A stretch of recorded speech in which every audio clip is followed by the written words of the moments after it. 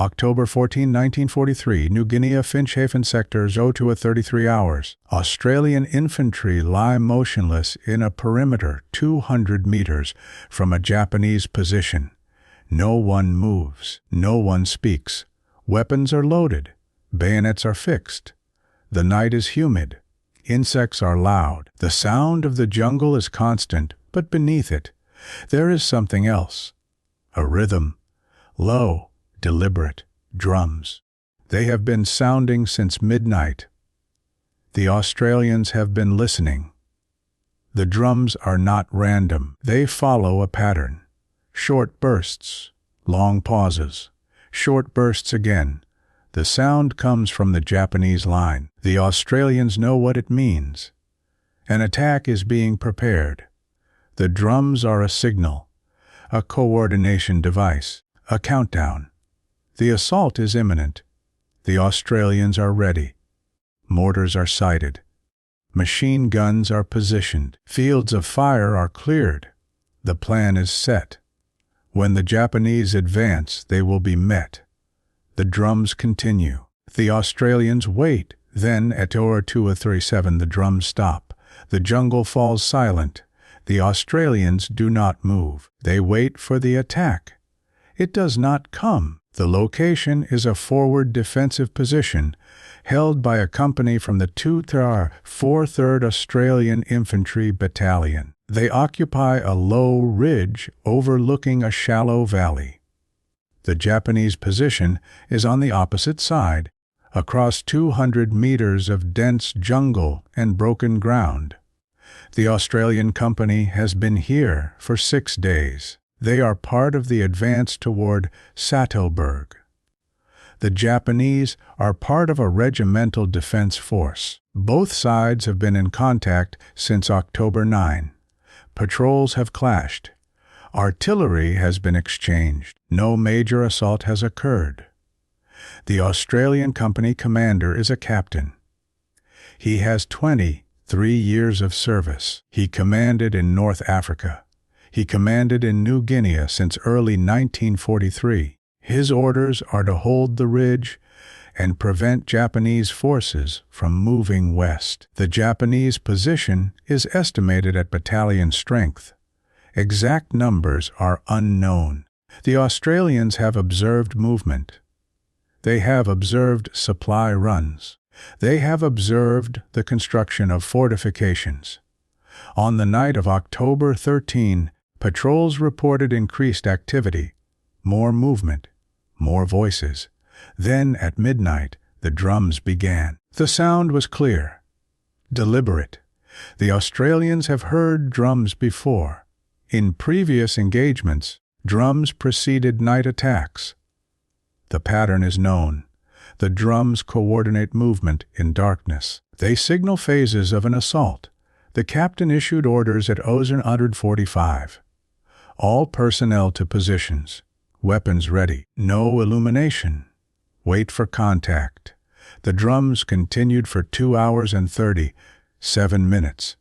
Then they stopped. The captain was trained in conventional infantry tactics. He has adapted to jungle warfare. He knows the Japanese use of night attacks. The doctrine is consistent: infiltration, surprise, close assault. The Japanese favor bayonet charges. They favor overwhelming a position before defenders can coordinate fire. The drums are part of this. They provide rhythm. They provide timing. They mask individual noise. The captain has faced night attacks before. In April 1943, his company was hit at dawn after drums sounded through the night. The assault came in waves. It was repelled, but it cost casualties. The pattern was clear. Drums meant assault. The Australian defense is prepared. A machine gun positions are sighted to create interlocking fire across the approaches. Mortars are registered on likely assembly areas. Riflemen are spaced to cover gaps. Grenades are distributed. The plan is to allow the Japanese to close to within 50 meters, then open fire simultaneously. The shock will break the assault. The captain has briefed this twice. The men understand. They have rehearsed immediate action drills. They know their arcs. They know their sectors. The expectation is clear. The drums will stop. The Japanese will advance. The Australians will fire. The engagement will be decided in the first minutes. The drums have stopped. The Australians wait. The attack should come now. It does not. The silence holds. The jungle is still. The insects resume. The Australians do not move. They do not lower their weapons. They do not relax. They wait. The captain is behind the forward line. He cannot see the Japanese position. He can see the backs of his men. They are motionless. He does not give an order. He does not speak. He listens. There is no sound of movement. There is no sound of equipment. There is no sound of voices. The Japanese position is silent. The Australians remain silent. Time passes. 1 minute. 2 minutes. The attack does not come. The captain does not understand. The drums have stopped. That is the signal. The assault should follow immediately. It does not. He considers sending a patrol forward. He does not. He considers calling for illumination. He does not. He waits. The men wait. The silence continues. No movement. No sound. The moment stretches. The attack does not come. 5 minutes pass. The Australians begin to shift slightly. Eyes strain in the darkness. Ears listen for any indication. Nothing.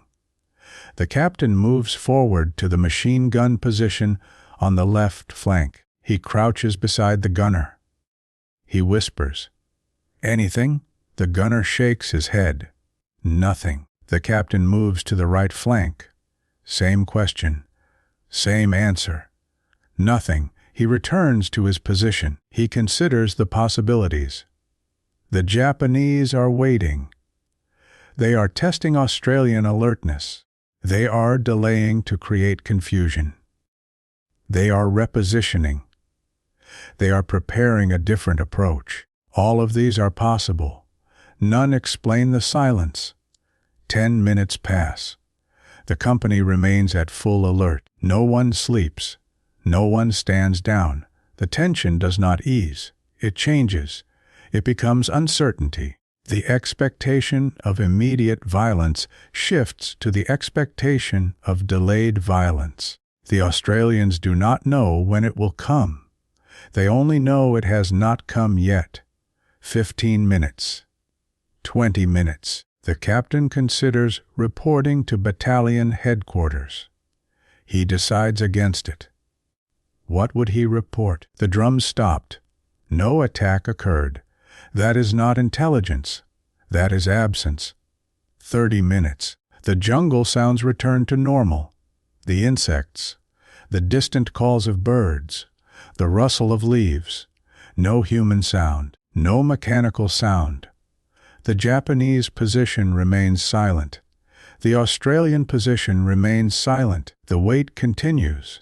No explanation is provided at the time. No signal is intercepted. No communication is captured. What can be reconstructed is limited.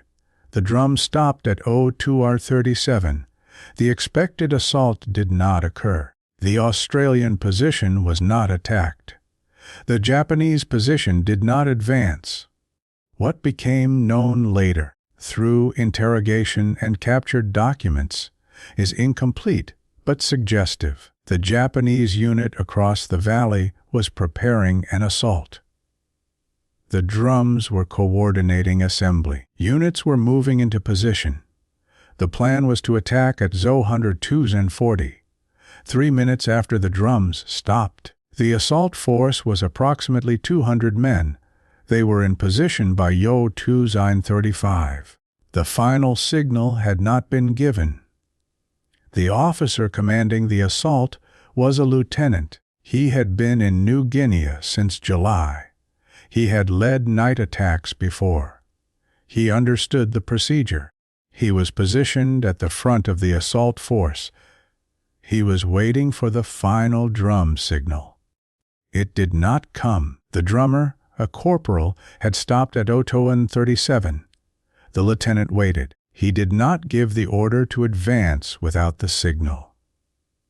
The drummer did not resume. The lieutenant sent a runner back to the command post. The runner returned. The order was to hold. Do not advance.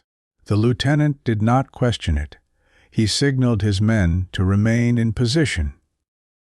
They remained. The assault did not occur. The reason the drum stopped, as later understood, was a command decision. The regimental commander received information at Joodhousedren 30. A patrol had reported Australian reinforcements moving into the area. The estimate was exaggerated. The report suggested a full battalion.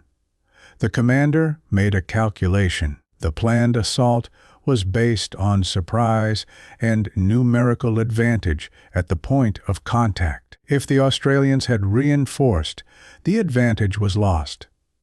The assault would fail. Casualties would be high. The position would not be taken. The commander ordered the assault cancelled. The drums stopped. The units held position. The decision was tactical. It was not communicated to the Australians. It was not communicated beyond regimental level. The assault did not occur because the calculation changed. The Australians remain at full alert until 0100. No attack comes. At 0115, the captain orders the company to stand down to 50% alert. Half the men rest in position. Half remain on watch. No one sleeps deeply. At 02:30, dawn begins. Visibility increases. The Japanese position is obscured by jungle but observable in outline. No movement is detected. At 0300, the captain sends a patrol forward. 6 men. They move slowly. They reach a position 100 meters from the Japanese line. They observe. They see fortifications. They see personnel. They do not see signs of recent large-scale movement. They withdraw. The patrol reports at 0420. No indication of assault preparation. No indication of withdrawal. The Japanese are in position. They are static. The captain files a report to battalion headquarters at 0800. He describes the drums. He describes the expectation of assault. He describes the silence. He does not speculate. The report is acknowledged. No follow-up questions are asked. The company remains in position. The day passes. No contact occurs. No drums are heard. At 2100, the company returns to full alert for the night. The drums do not resume. The night passes quietly. On October 15, the company is relieved. They move to a rear area. They are replaced by another unit. The captain does not discuss the incident further. His men do not discuss it. The moment is absorbed into the routine of static defense and patrol actions. It is not marked as significant. No after-action report highlights the incident. The captain's report on October 14 is filed with routine intelligence summaries. It is not flagged. It is not analyzed separately. The battalion war diary notes increased Japanese activity on the night of October 13-14. It notes that an expected attack did not materialize. It does not elaborate. The regimental intelligence summary for the period lists patrol activity and artillery exchanges. It does not mention the drums. It does not mention the cancelled assault. The Japanese records, those that survive, do not emphasize the decision. The regimental commander's log notes the cancellation of an operation due to unfavorable conditions. It does not specify details. The lieutenant who commanded the assault force is killed in action on October 21. He leaves no personal account. The drummer survives the war. He is repatriated in 1946. He is not interviewed about the incident. He does not record it. The Australian soldiers who waited through the night do not speak of it widely. Some mention it years later in passing. A night when drums sounded and nothing happened. The significance is unclear to them. They waited. The attack did not come. They moved on. The records remain sparse. The moment is buried in operational summaries and daily logs. It is not extracted. It is not highlighted. It is preserved only as absence. Drums that stopped. An attack that did not occur. The captain is promoted to major in December 1943. He continues to serve in New Guinea. He is wounded in January 1944. He is evacuated to Australia. He recovers and returns to service in a training role. He is discharged in 1946. He does not write memoirs. He does not give interviews. In 1958, he is contacted by a military historian researching the Finch-Hafen campaign. He provides brief responses to questions. He mentions static defense actions in October 1943. He does not mention the drums. He does not mention the night of October 14. In 1972, he dies. His service records contain no personal commentary on the incident. The men of the company scatter after the war. Some return to civilian life immediately. Some remain in the military. In 1965, a veteran from the company attends a reunion. He mentions the night the drums stopped. Another veteran remembers. They discuss it briefly.